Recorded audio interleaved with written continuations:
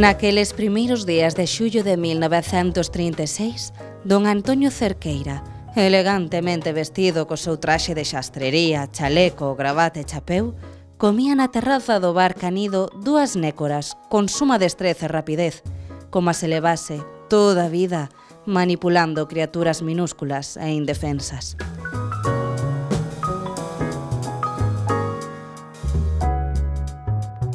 Con estas palabras arranca a obra O teito de pedra de Álex Alonso.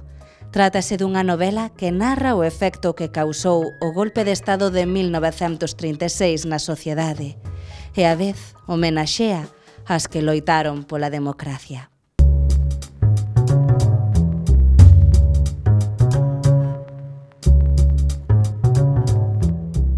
A novela esta, é dicir, non existiría realmente se non fose pois polo libro Memoria dunha parroquia republicana de Bernardo Vázquez Acuña.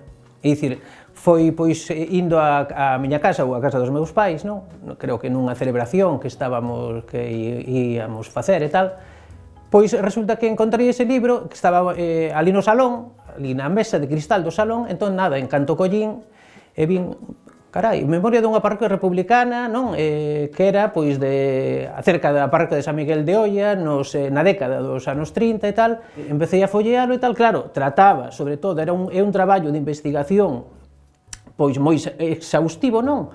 Acerca, bueno, pois, desa década e, sobre todo, do tema da represión, e nada máis follealo e tal, xa na miña mente, realmente, xa dixen, ui, eu daqui fago unha novela.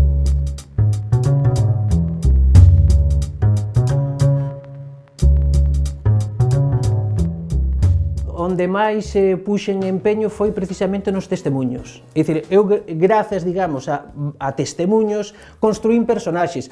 Unha cousa, os personaxes hai personaxes reais e despois outros personaxes que están baseados nos testemuños da xente que falou, da xente que falaba acerca daqueles anos, e entón construín personaxes baseados neses testemuños, pero que non son persoas reais.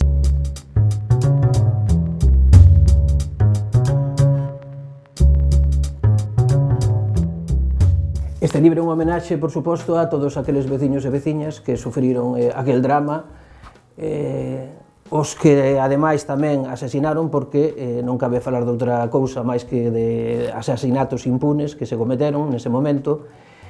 E despois tamén, eu creo que gardo unha especial lembranza polas mulleres, polas veciñas, é dicir, por aquelas señoras que esconderon, que agocharon nas súas casas a moitos dos veciños e tal. E despois tamén outra das particularidades que me chamou a atención ao facela a novela foi que no tempo este da represión, cando sucede o alzamento e que os veciños pois tratan de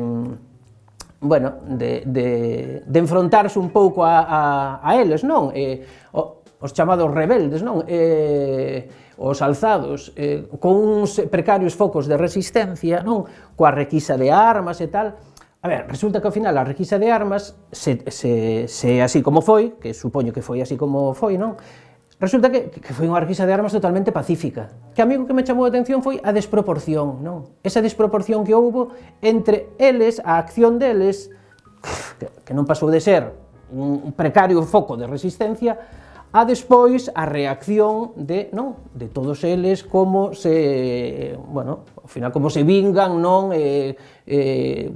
Pois por unha acción realmente que non foi para tanto, non?